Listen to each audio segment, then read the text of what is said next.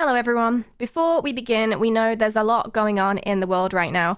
The situation in Ukraine is deeply concerning, as are the ripple effects in the region and around the world. Our thoughts are with those in the region right now and for peace and safety. We'll start today's show as planned, but we wanted to acknowledge what's going on first. Thank you. Hello, Forza fans. Welcome to Forza Monthly. I hope you're all enjoying 2022 so far and sticking to those New Year's resolutions, which was hopefully just to play more Forza. Yes, so it is the Horizon World Cup. This is born out of the fact that I think all car enthusiasts have an affinity for a particular country's cars, be that you're a JDM enthusiast, you love German performance, Italian style, British luxury.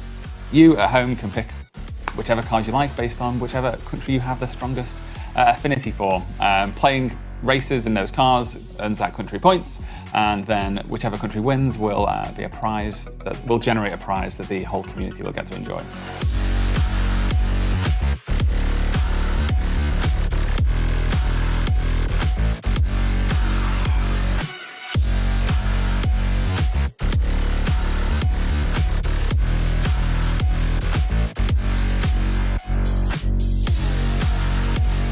So this is the Neo EP9, standing for Electric Performance 9. It is an absolutely rapid, all-electric supercar from China, from Neo. All the notable, interesting stats about it is it has like a ridiculous amount of downforce, about 2,500 kilos of downforce, in fact, which, considering the car only weighs about 1,700 kilos, means it could theoretically drive upside down if it could go fast enough. I definitely take a more realistic approach when it comes to tuning. For me, it's about making sure players know the rules before they learn how to break the rules, and also just making sure I'm not, telling players, hey, set your slider here because it's good.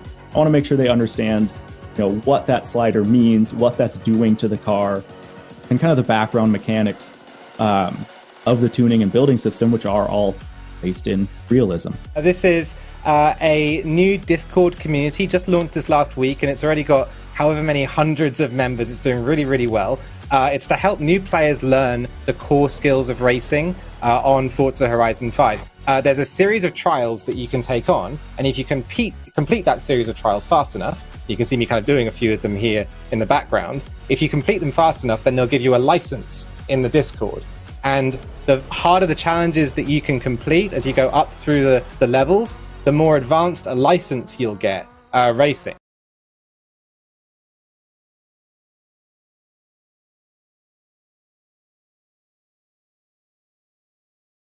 Now you can hear me. Hello, Forza fans. Welcome to Forza Monthly. We've got a great show lined up for you today. Now you can actually hear what I'm saying, so let's take a look at the schedule.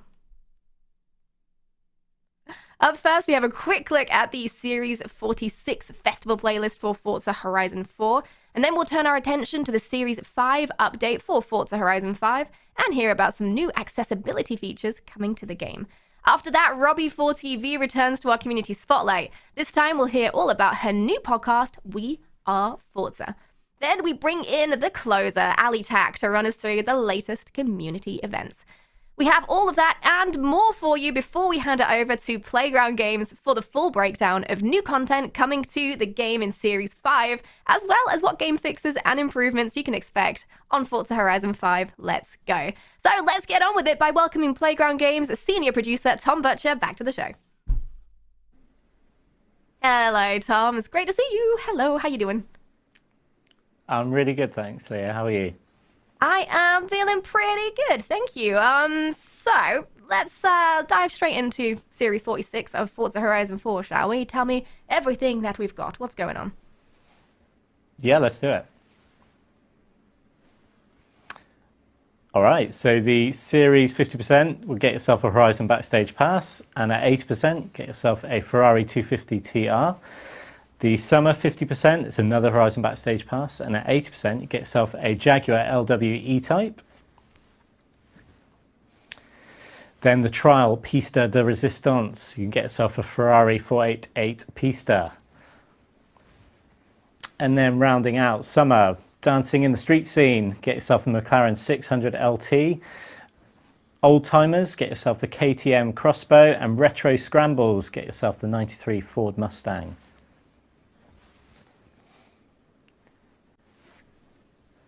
Then moving into autumn.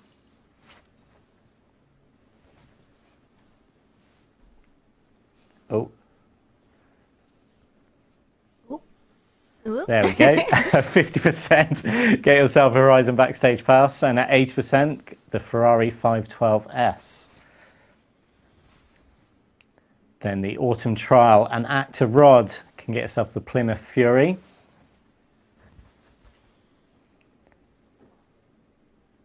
And then looking at the seasonal events for autumn, we've got Summit or Nothing, the VW Golf, Let's Bug Out, the Hummer H1, and Lakehurst Laps, the Fiat Dino. And let's take a look at winter. We'll get there in a second. There we go, 50%, the ATS GT 2018, and at 80%, the McLaren 12C. All about the anticipation. Yeah, the winter trial, Billy Snowmates, could get yourself the ski hat reward. Thought I was going to get past that without laughing. Then the winter seasonal events, Jeepers Creepers, the Jeep Cherokee 2014, Snow Going Back, the 720S Spider, and completing the Monster Mash can get yourself the Ford F-150 DD. Then into spring, 50%, the Lamborghini Diablo GTR can be yours, and at 80%, the Mexican-based Vuel. Then the trial, Bring Home the Bacon. You can get yourself a Chevy Impala.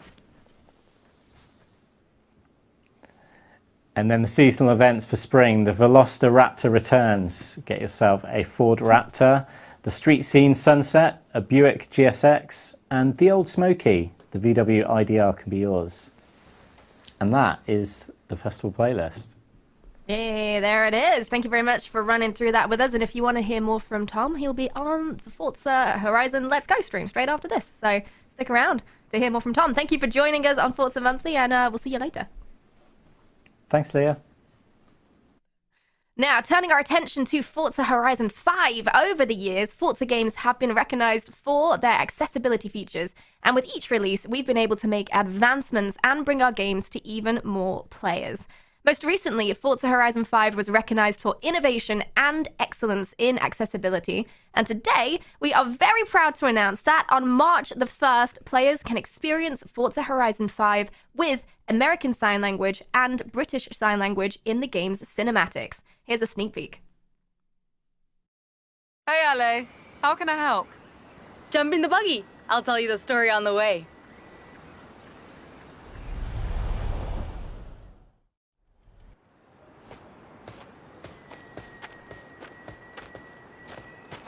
Let me just get the door. Is that key? It's really here. We found it for you, Papa Fernando. But look at it. I've never seen a beetle like that. Oh, the weather's closing in. I don't like the look of the roads around here. You drive the truck. Got it.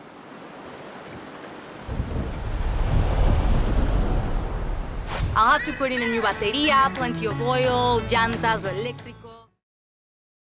The team has been hard at work behind the scenes to bring this feature to the game, and a couple weeks back I sat down with Madeline Tate, a producer at Playground Games, and Cameron Akett, a consultant on the project, to learn more about this accessibility feature. And here's our conversation. Madeline and Cameron, welcome both to Forza Monthly. It's really great to have you both on the show, and we're going to be discussing the journey of bringing ASL and BSL to Forza Horizon 5. So let's start by telling everyone a bit about your roles and how you worked to bring this important feature to the game. Starting with Madeline. Hi, Leah. Thanks for having us. I'm the producer for the sign language accessibility feature. So basically, I'm responsible for all of the logistics of getting the sign language recorded, getting it in the game, getting consultants' feedback on it, and bringing in subject matter experts like Cameron to come in and tell us what they think. Thank you, Madeline. And Cameron, how about yourself? Hi, Leah. Thank you for having me. So my name's Cameron. By day, I'm a teacher, and I specialize as a teacher of the deaf. So I teach deaf and hard of hearing children and young people. I'm hard of hearing myself. My first language is English, but my second language and home language is British Sign Language. And when I'm not teaching, I work as an accessibility consultant, giving feedback on deaf and hard of hearing issues related to gaming. And it was back in 2019, I was invited to Playground Games as one of the subject matter experts who sort of came in, shared experiences of being a deaf, hard of hearing gamer. And it was sort of from there that this process kind of picked up, and the feedback that I gave led to the inclusion of ASL and BSL in the game, which is amazing. Absolutely. I mean, so Madeline, could you tell me more about how accessibility became a design pillar for Forza Horizon 5? Sure. So accessibility has always been really important for Forza Horizon.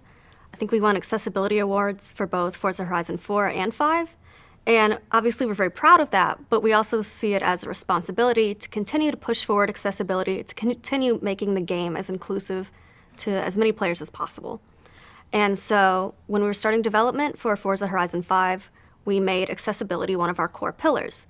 This means it got the same level of attention as any of our other core features like expeditions or event lab.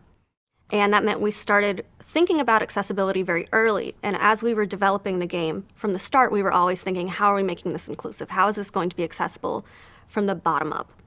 And to kind of get us going there, we started with the Xbox accessibility guidelines. Those gave us a baseline for understanding what are the different barriers players with different disabilities have. How does that affect their ability to play the game?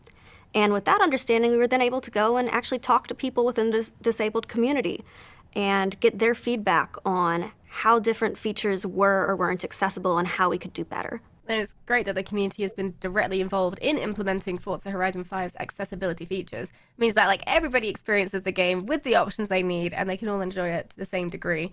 Yeah, definitely. I think we read a lot of guidelines, obviously, a lot of best practices. We talked to consultants, but really nothing has been as helpful as actually getting someone from the community in the studio with a controller in their hands and giving us their direct feedback. Right, yeah. I mean, and Cameron, as a gamer with hearing loss, I mean, you participated in one of these feedback sessions all the way back in 2019. So what was that experience like, and how did it develop into like fully consulting on the development of sign language for Forza Horizon 5? So the experience back in 2019 was really exciting because it wasn't kind of just me. There were lots of other people there as well who had kind of different accessibility needs. Someone who was neurodiverse, people with different sensory needs, with different physical access needs, all sort of feeding back to sort of teams of developers on their own very personal, lived-in experiences of how they access games and what makes life easier or more challenging for them. And then it was sort of through those sessions, speaking to developers, where sort of initially a lot of the conversation had focused on subtitles and captions and, how can you improve that? And I think there's still a lot of work to be done there in general. But it was sort of from there that the conversation came up of me kind of explaining that for many people for whom sign language is their first language, that means that English is their second or even third language. And so if you're constantly kind of accessing anything, be it like a game or a TV series or a film, if you're accessing it in your second or third language, it's a tiring experience. You may not get all of the beats that are being communicated to you. You don't get that same nuance as you do listening to a conversation, right? If you read a transcript of a conversation and you listen to a conversation, it's two wildly different experiences. And actually a way around this where you can articulate those story beats and get people on board and understanding and enthralled by what you're doing is by using their native language. And I suppose it's kind of in that way that I kind of see the ASL and the BSL being included obviously as accessibility, but also a kind of sense of localization because it's a language option, alongside French and German and what have you. Fair. And I mean, adding sign language is not a simple process either. There's a lot of factors that go into adding any language voiceover to the game, right? You got acting, timing, like cadence, interpretation, tone. So much goes into that. And with sign language, that's particularly true. So what's the process like there? And why is it so important to get that right? You really hit the nail on the head in that it is just like any other kind of localization where you're fundamentally working with content you yourself don't understand. So from the beginning, it was really important for us that we had actors who were from the hard of hearing or deaf community. We worked with the Deaf Talent Collective here in the UK to help us find our actors, Louise and Chris. And from there, we got them on camera. They worked with an interpretation team to make sure that they're reading a script, but they're also understanding tone and nuance, irony and sarcasm, and that's coming through in their performance. From there, we took the videos and put them in game, and that's when the feedback loop really started. We started sending videos off to our consultants, to subject matter experts, and having these conversations on the dev team of how can we make this better, what isn't quite hitting, and what's doing well. And I think the very last step of that was pulling in Cameron to get feedback from someone not just as a member of the community, but also as a gamer, and to get both sides of that. Right. Yeah. I mean, like you say, adding sarcasm in sign language, that's not something I think you'd think about unless you were already involved heavily in the community and you knew the impact that would have and how necessary that actually is. So Cameron, how did it feel getting that email telling you that your suggestions, your ideas had been actually implemented in Forza Horizon 5? Yeah, I mean, it was pretty wild and very exciting. Sort of when I came along to the accessibility sprint, it wasn't something I thought would happen. It was very much a conversation of like, money was no object. You had a magic wand, like what would you do? And, it was like, well, sign language, put that into your game. With no kind of real expectation that it would, lead kind of anywhere. And then to kind of get that email a couple of years later and kind of being like, hey, like, we've actually gone ahead and done this. And we've put all these other bits in with it. Do you want to come in and see it? I was like, that's actually amazing. That's incredible. Yes. And like, just glad it didn't go into my spam folder. So it's fun to be here. I'll bet. So, Madeline, like practically speaking, in the game, how can people with hearing loss enable ASL and BSL, and how does that work? So for all of our accessibility options, we wanted it to be as easy as possible to find them. So before you ever get behind the steering wheel of a car, in the title menu, you'll be able to see accessibility settings. You can go in there and select between ASL and BSL, American and British Sign Language. Additionally, you can also choose different backgrounds, different colored backgrounds to make it more visible. You can choose what location on the screen it will be in for whatever works best for you. And from there on out, in any cinematic, you'll be able to see a picture-in-picture window on the screen that has sign language interpretation. So it's in all of our cinematics, about 150, I want to say. And that's because that's where most of our narrative content is, so it'll allow players to get a better grip on the actual storytelling in Forza. Yeah, and as I said, tone, intent, all of that is super important. And players who might not have been able to follow the narrative of Forza Horizon 5 before will definitely be able to now. And that's amazing to be able to understand the characters and the story all around them. Right. I think subtitles have all the same challenges written language always has, which is things like emotional content and sarcasm and irony all get lost. And so it's really exciting to have sign language to fill that gap.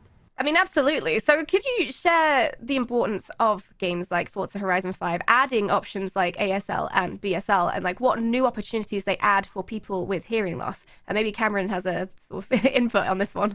Forza isn't like an indie development. It's quite a big game from quite a big studio.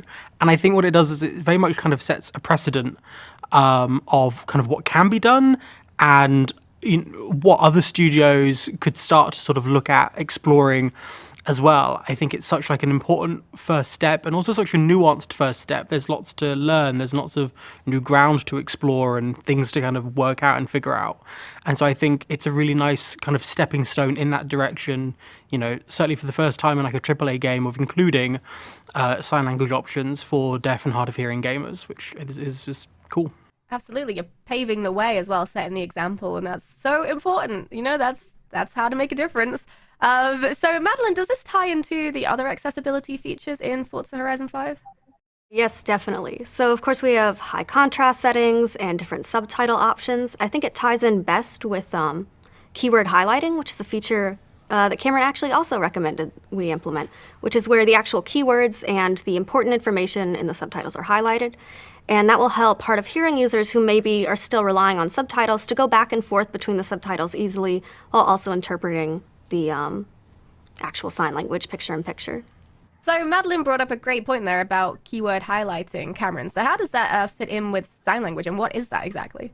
Really good question. So this was based on my experiences. So I'm a teacher of the deaf. So by day, I teach deaf and hard of hearing children.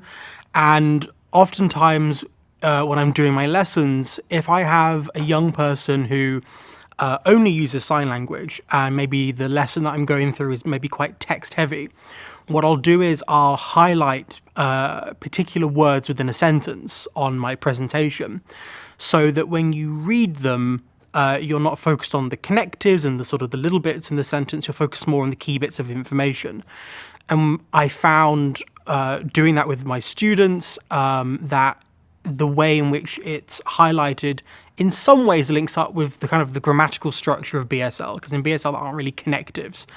And so just by putting a sentence together, like if I was to say to you like, Earth is the third planet in the solar system and it orbits the sun, for my students who only use BSL, a way to read that information might just be Earth, third planet, solar system, orbit, sun. And so you're removing all of the unnecessary language, so you're making it easier to pick up and understand the core concept of what you're trying to teach. And so in the accessibility sprint, one of the things I was feeding back was my experiences with my students and what I find works for them, for those students who are BSL first language users. And I was saying how, it might be useful if there was a subtitle option where actually these key bits of information are highlighted.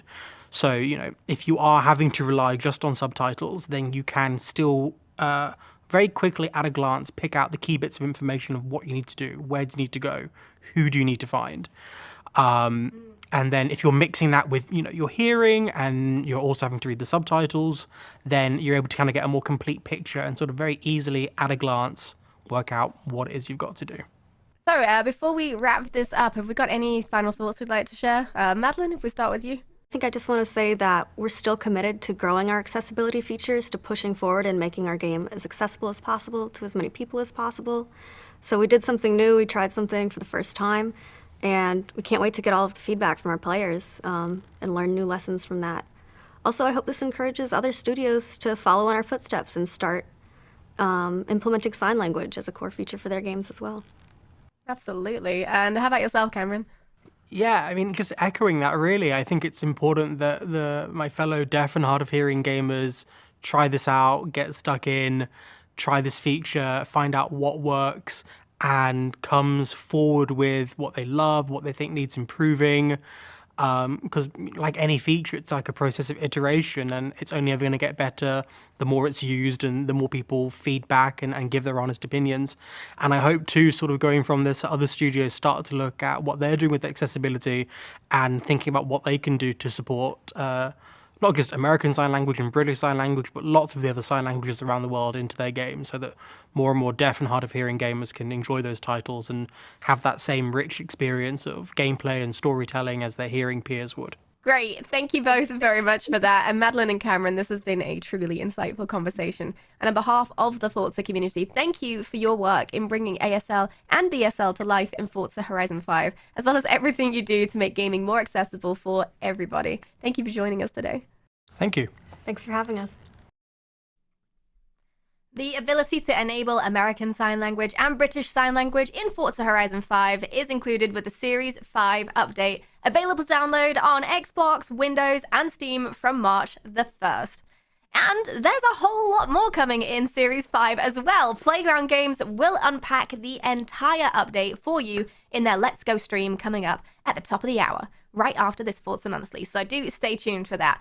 And we also want to remind everyone that you can get your photos, designs, and best Forza moments featured on the Forza social channels, Forza Monthly, and even in-game by tagging them with these official hashtags. Here's a look at some of our favorite shots this month, and our community spotlight will be following next.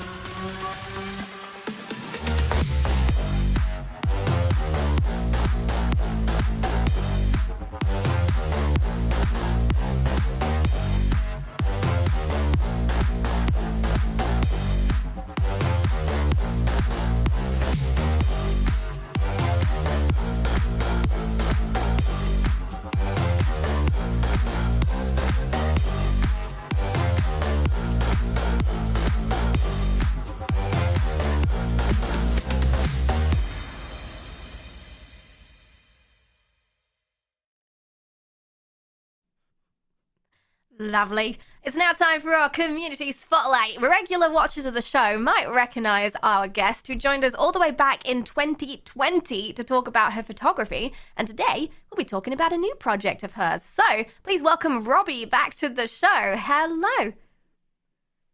Hello. Hello. It's a pleasure to have you back with us again. So you got a whole new venture going on now in the world of Forza, right? You recently started a brand new podcast called We Are Forza. So tell us all about the show. What is it about? This podcast is about the Forza community. So it's about everyone who make Forza.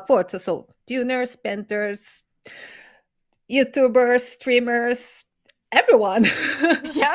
So that's So that's why I decided to dedicate this podcast to the community, and that's why it's also called We Are Forza, because we are the community. So yeah, that's it. Yeah, absolutely. And I mean, it's great because with such a varied amount of guests you can have on the show as well, there's just never-ending amounts of things to talk about, really. Yes. So, I mean, you are well known in the community for your photography, but podcasting is quite a new endeavor for you, isn't it? So what was the inspiration for starting We Are Forza? It was a mix of things. I like podcasts. I think it's very fun to listen to them. I like to talk to people and get to know them, to try to understand why they do what they do and how and everything. And I like the community spotlight because I get to know people from the community. But the podcast, the idea came last year when I was watching the podcast made by Charlie, Women of Xbox, in which we learned a little about all the women that's part of the Xbox family. And yes, it was when I started thinking about why not a podcast about the people of Forza.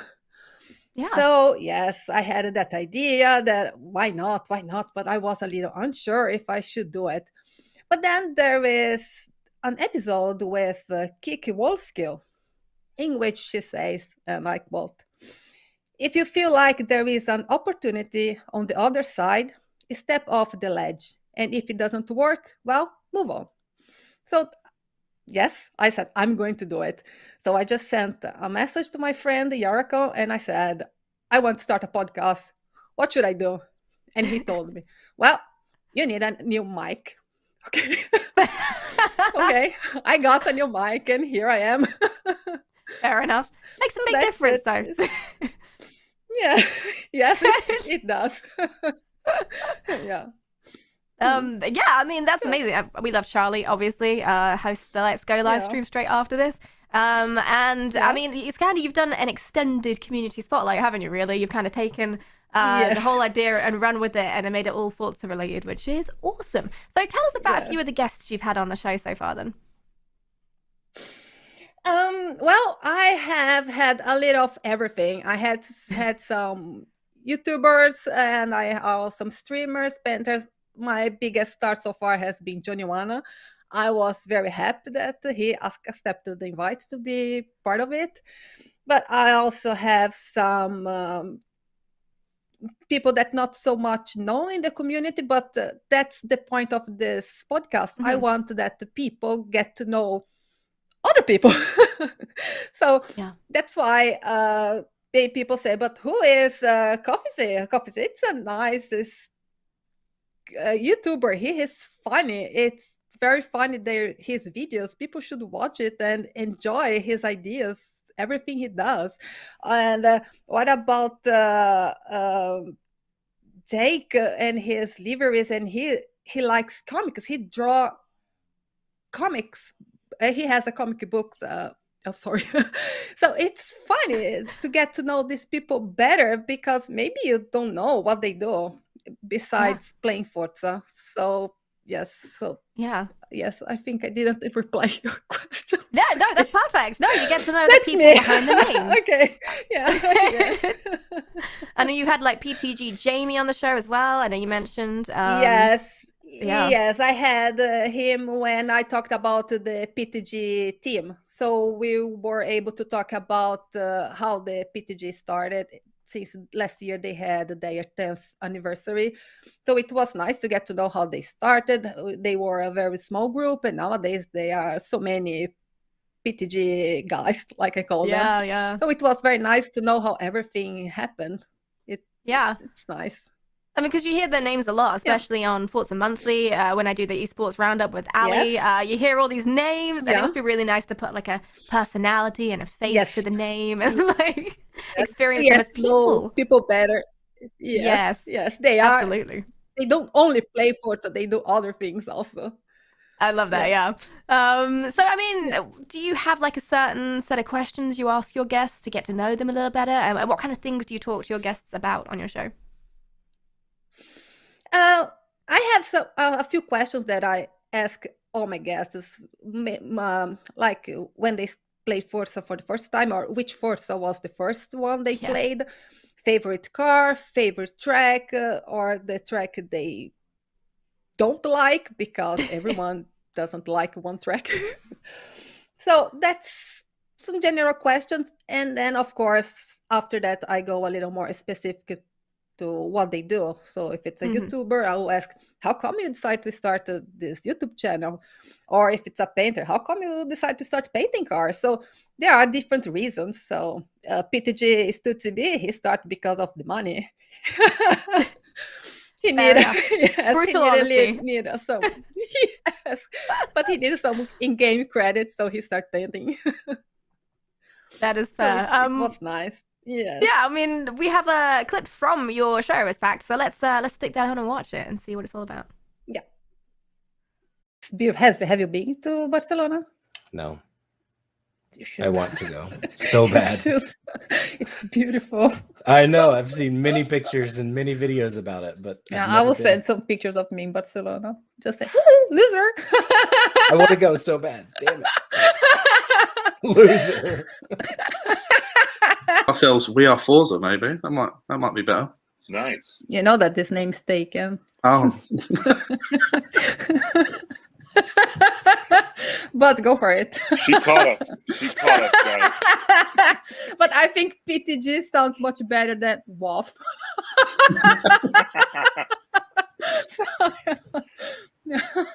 So it's very new, the magazine. Very, very new. Very new. We are still learning ourselves. Because we don't know what we're doing, and that's no, we actually don't. I don't know what I'm doing either. Here with this podcast. Such a variety of guests there. I mean, so you've. It looks like they're not all from the same episode, I assume. So it looks like you've done quite a few episodes so far. So, like, how many episodes are you up to now? 12. 12. Jeez. Episodes, yes. Wow. Yeah. Do you have any like consistent guests and stuff? Is it going quite well? Yes. Yes, it's fun. Yes, I would say yes. Sometimes people say no to me. They don't want, maybe they are too shy, and I understand. But yes, it's fun, and I'm looking forward to more 12 and 36 and 50 episodes forward. Absolutely. I mean, it's hard, to get on a camera and talk about things, especially if you've never done that before in front of an audience. It's terrifying. When you do it every day, you kind of underestimate that. But I imagine for some people, it's a little bit intimidating almost.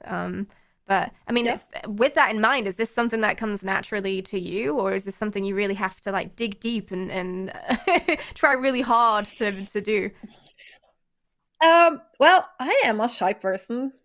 So and I don't like to bother people also. So I'm the exact same. I completely understand.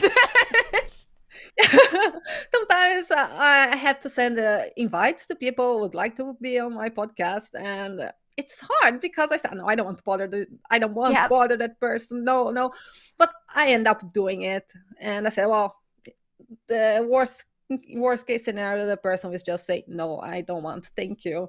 Exactly. But after I am recording the podcast, I have talked a little to the person, it gets better. So it comes more naturally, but it's not so easy to start. But yes, I like to talk, to get to know people. So yes, I think it's a mix between it's easy and it's not easy for me to do this. Yeah. But I And have I'll let you fun, in on and a that's what secret, though. matters. And you improve every time. But I'll let you in on a secret. A lot of the time when you do record like interviews and things like that, you actually go through the whole interview and then you re-record the beginning, because by the end of the interview, you're all like, you're fine. You're all loosened up and you're feeling a bit more confident and stuff. So the beginning of an interview will always feel really stiff and weird. But then if you go back at the end and re-record the beginning, it's like, oh, it feels great. Exactly. Yeah, Well, that's true.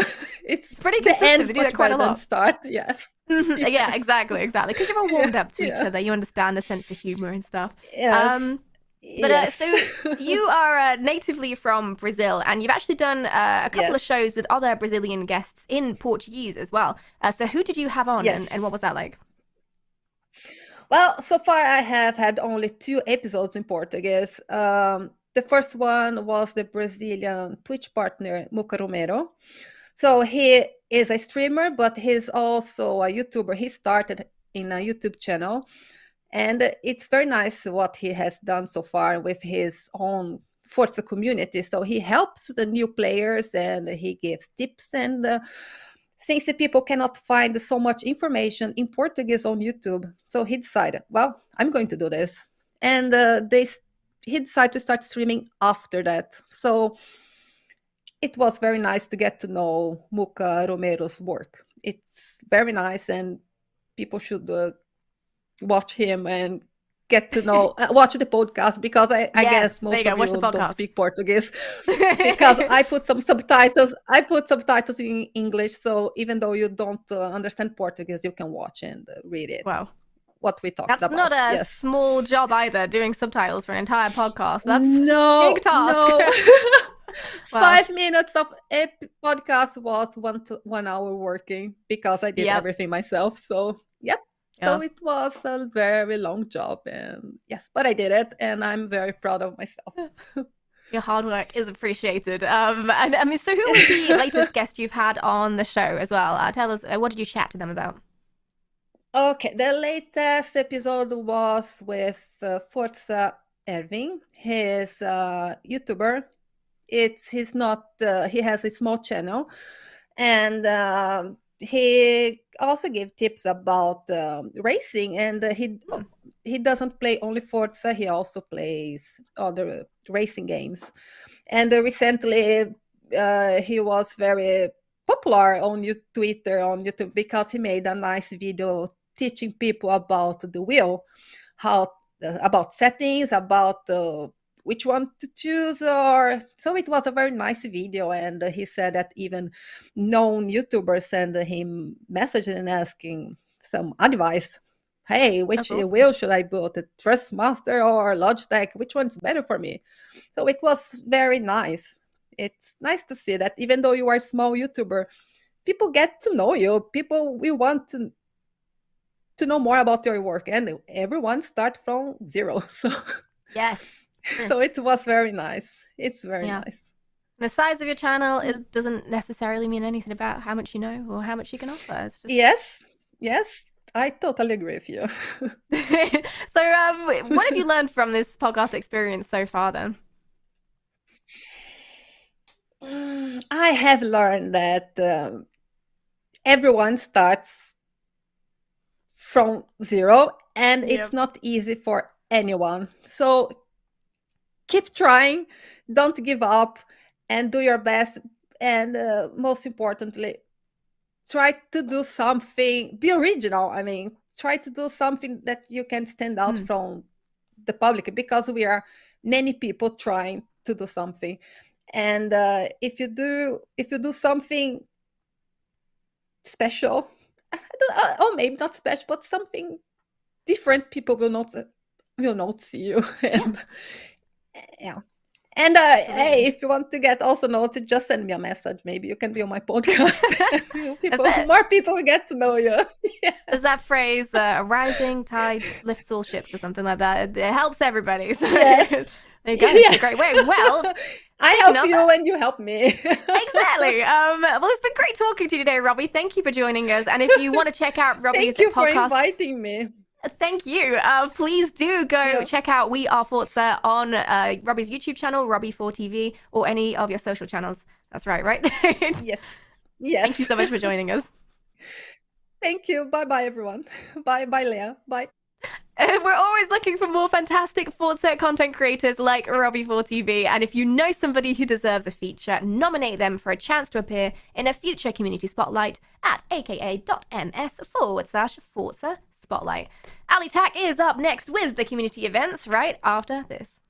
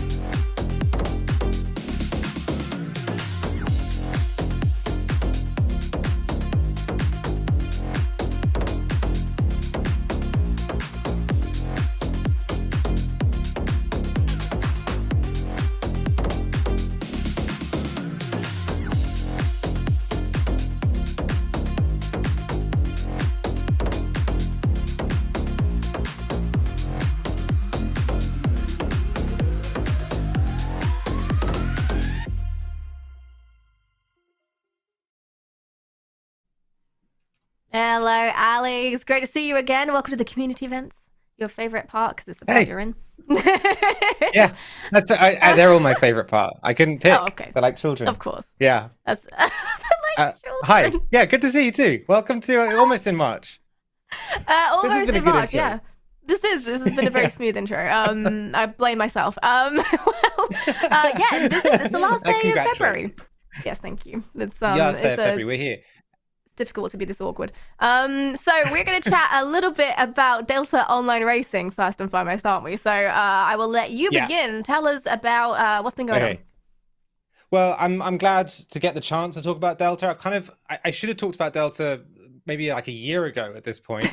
They do so much cool stuff in the community. They really put on a lot of racing, and like it's just been a perfect storm of stuff happening in the last sort of month or so with Delta that's made it possible to, I don't know, for whatever reason. Anyway, I'm happy to be talking about them is the point. They're most known for the Retro GT series that they put on every year. They also have a Champion of Champions award. They do a annual review where they go through everything they've done and like talk about it. It's just been published this week by Charlie T. So kudos to him. And they're also just a really big, relaxed community. They're on Forza Motorsport 7 and a racing league, I should have said off the top, but that's what they do in general. They've got some great series on at the moment, and they're kind of just between one previous series and the next one that they're moving on to. Okay, all right, well, let's check out what they do. We've got a little highlights video here, so let's watch. Welcome to another Sunday evening with I Love Commentary with Delta Live TV. Tell you what, the baths are unbelievable. PTG Actim, poor start from PTG Actim.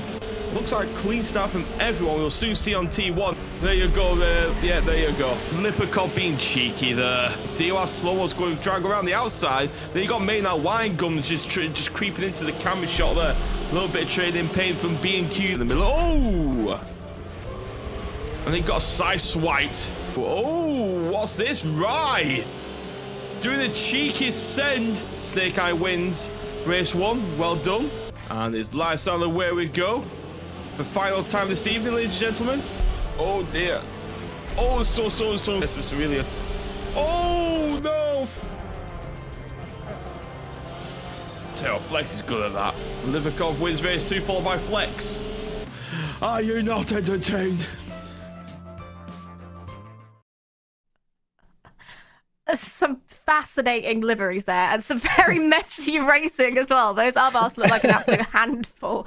But that looked like a fun series to spectate. Yeah, any thoughts? Yeah, I love the livery with the KISS logo on the back. I saw that and I was like... That's awesome. Well, big shout out to Kruki, who's on the comms for that one, and it always is with Delta TV. Does an amazing job with them. Actually saw a little clip of him with the comms Bible through Robbie's section earlier on as well. I was going to mention, yeah. I was like, oh, familiar face. So nice to see his face twice on the show today. Yeah, this has been the Abarth Championship, the one that's just been running. It's actually just come to an end, running the Abarth 695 by Posto. It's got a bunch of upgrades on it. Kind of runs a little bit like a TCR car, if you guys know your racing cars, like a sort of light touring car. It wouldn't run, I don't think, in those series, though, because it has a very short wheelbase, which kind of makes it a little bit snappy. You can see there's a lot of crashing in that race and in that series in general. And that's because the car, if it gets a little bit out, then it can really step out and swing back, and you'll be off in the barrier. Tame it the whole time. You do, yeah. You really have to fight it, yeah. And it made it a good series to test driver skill. Won by CCX Rye, so congratulations to Rye. Showed up everyone else and did a great job out there. Yeah. All right. So I mean, if we wanted to get involved in a Delta online racing race or championship, how would we go about doing that? Yeah. So the Abarths have just come to an end, but the next series has actually just started, and that's a Ford RS200 Cup on Motorsport again. And so you can get over to deltaonlineracing.co.uk. or at Delta Online Race on Twitter, and get yourself signed up there. And yeah, I think you should. They're a great community. They are super relaxed, which I really like about them. And it's all about sort of fun and supporting each other with Delta, which is it's a good place to be, and they're good people to hang out with. So I definitely recommend it. Sounds like a chill time. So alongside that, we've got a big weekend of endurance racing coming up for the Forza Motorsport community. So what's happening? What's going on? Yeah, so the next one up is the Tora Sebring 12 Hour. This happens once per year, and it's one of the biggest endurance races of the year for all the people who sort of sweat a little bit on Forza Motorsport 7 and try and be as fast as possible. As ever, it's bringing out all the fastest drivers. It's actually a pretty scary grid this time around. So it's going to be really, really fun. It's all happening next weekend. So it'll be this Saturday coming, I guess. It's going to be cool. I'm always look forward to these because they kind of, if you win one of the big Tora endurance races in the year, then it's the kind of thing you put on your Twitter bio. You know what I mean? Like it's like a life achievement. If you can do it. Put it on your CV, tell future employers, put on your Tinder profile. Yeah, exactly. I'd hire you. I'd hire anyone. Completely. Hire you so yeah, and date it's you. yeah, that's right. Yeah, all of the above. Just tick, tick. Yeah. So yeah, that's it. Yeah, I mean, it's a big event, sets you up for the year by the sounds of it. Are you going to be racing so you can put it in your bio, or are you going to be commentating or just watching? when we win. Yeah, of course, when you win. Yeah. So this time around, I will be racing. I'll be doing some racing, and that's with this a group of people who have I got my team. Race Boy is on my team always. PTG Commando, shout out to him as well, and LS Eternitum. So a couple of the streamers from the Forza channel all getting together to put in our race attempt. But I'll also be commentating over the racing. So we'll have, I think, 2 stints or so of commentary at the start, and then also have some racing later. I think in general, the idea is to have 12 hours of streaming. Yeah, right, you can't get enough. Right. No, you're sandwiching it. 12. Yeah, exactly. He's like, well, I'm going to do this mental image 6 of hours. I think you're just going to jump out of the driving seat straight into the commentator booth, but it's all in the same seat, of course, because you're at home. But straight in. But Leah, right. I have like 4 screens around me. I have spreadsheets up of like the live timing. I get into this. Wow. I'm there. I got my little hat on. We need a behind the scenes of your experience, your endurance race, and of course the desk covered in all sorts of energy drinks, coffee, and just more coffee and cold coffee in various temperature states. Yeah, it's We need to pay someone to vlog really behind fun. you for the whole thing. The alley tack endurance experience. That'd be such a sad blog. Someone sitting there being like, hour 4, he hasn't moved. He's not stood up once. It's a medical miracle. I think he needs to stretch. Don't do this at home. So that is not all on Forza Horizon 7 either. There's a new Rivals event debuting next week as well. So what is that? What's going on? Yeah, so much happening. So next week you can join Shannon McIntosh Smack Attack as we celebrate women in motorsports, and you can receive a special event-inspired livery just for setting a time. Also earn the super rare M. Rossi driver gear if you finish in the top 40% on the leaderboard. And for additional info, you can follow at Forza Motorsport on Twitter. It's going to be a cool one. Excellent. We've got any extra details for the rival event? Anything we want to add?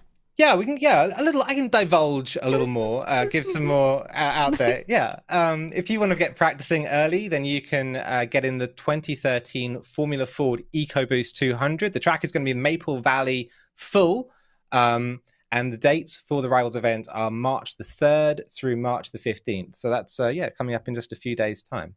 M. Rossi as well. A little bit of background on the driver gear you can earn, perhaps. It's been part of the Forza as an AI driver. And it was revealed in Forza Motorsport 7 to be a female driver, hands down the most proficient and successful driver who ever raced in Forza lore. For years, the name M. Rossi has struck fear into the paths of anyone who crossed her path, and truly has. I think we all know from the single player how terrifying M. Rossi is. Excellent. All right, so over to Forza Horizon 5. You've been running some photo and livery competitions. Every week, and it's been so awesome. I've got it's me, Jack Norwood. We've got Broken Vegetable, PTG Stoozy, all get together every week, and we organize these photo and livery comps. We've seen entries, more and more entries coming through. They're set up over on the forums, and people are adding more and more to them. If you win, then you get featured in game. For your photo or your livery, and you also get the choice of any car in Forza Horizon 5 that you can choose to have. T's and C's apply. Of course they do. But any car star. And it's awesome. We've seen so many just amazing pieces of artwork come through from it. Some of my favorites were, I think, Greens put together this Star Wars livery on the Porsche, and every single side of the car had its own different, incredibly detailed decal. So this, like, the quality of the art is like, yeah, it's just way out there. Check it out. It's all on the forums. Get on in there and submit your art. If you have a photograph or a livy that you like, then send it on over, and we'd love to see it. Excellent. All right, then, yeah, check it out on the forums. And then very quickly, we're going to have to go through the calendar, show us what's coming up next month. Speed time. Let's go. All right, well, here we are. You can see the Women in Motorsports Rivals we were talking about just a second ago, just there as the second billing on the calendar, so not long away at all. Toura's 12 Hours of Sebring, that's the 5th, that's this Saturday coming, and you can catch all 12 hours of it here on the channel.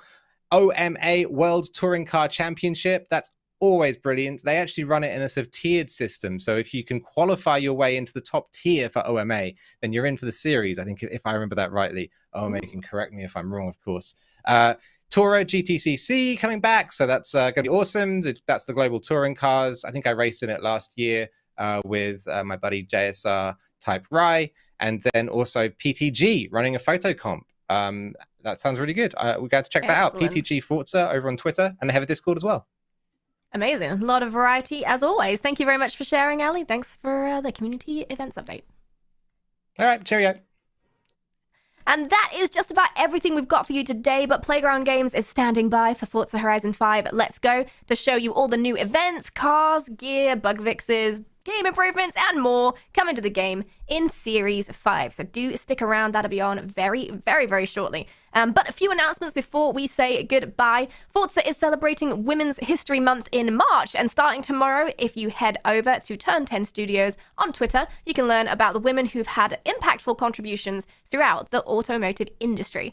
And before we wrap up today's episode, we have an update for our players as well. As many of you know, the Forza forums have been a long-standing home for you to discuss all things Forza and share your in-game photos, creations, liveries, tunes, everything. And it's hard to believe that the current Forza forums are over 8 years old. And with that said, we're excited to share that we're currently in the process of upgrading them. So we're updating the overall user experience with a host of new features, including a new navigational layout, forum tags, and email notifications, and faster loading. So the new Forza forums will also feature suggestion hubs. We love reading your feedback, and this will make it easier for us to identify the biggest priorities for our community. So next week, the Forza forums will be set to read-only mode to allow a successful transition of all existing content to the new forums. So please stay tuned to our social channels and forzamotorsport.net for additional updates, because that's where you'll hear from us on the new updated forums and when they're ready to be used. So whether you engage with fellow Forza fans on social media, Discord, or the Forza forums, we want to ensure our players have fun and safe social spaces to chat with one another. And finally, let's look at the stream calendar, because there's always more to watch on the Forza channel. Smack Attack will be on later today after the Let's Go stream. And if you tune in on Saturday, you'll find the Tora Sebring 12-hour endurance race we just spoke to Ali about. And that is a wrap for February. We'll see you all in March for our next Forza Monthly. And until then, follow the Forza social channels for dates and all the latest Forza news. Thank you to all of our guests for joining us today, and to all of you for watching. Goodbye.